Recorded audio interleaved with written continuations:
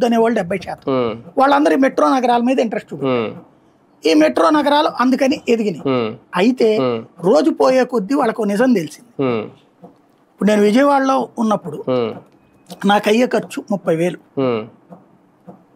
ఇదివరకు. ఇప్పుడు 50,000 అవుతుంది అనుకుందాం.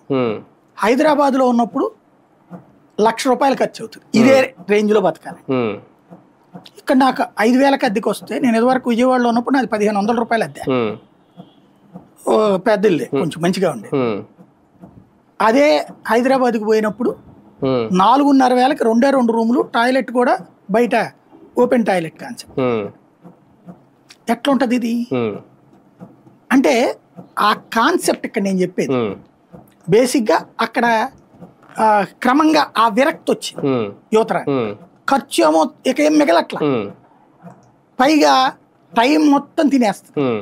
నాకు ఒక గొప్ప విశేషం ఏమనిపిస్తుంది అంటే గుంటూరులోనో విజయవాడలోనో మనం తిరిగితే ఇక్కడి నుంచి మొత్తం ఊరంతా తిరిగి వచ్చిన 2 గంటల్లో పని అయిపోతుంది. ఎక్కువ స్ట్రెయిన్ అనిపించదు. హైదరాబాద్లో ఆఫీస్ నుంచి ఇంటికి వచ్చేటప్పటికి జీవితం అంతా నాశనం అయిపోయినట్టు అనిపిస్తుంది. అంత నీరసం వచ్చేస్తుంది.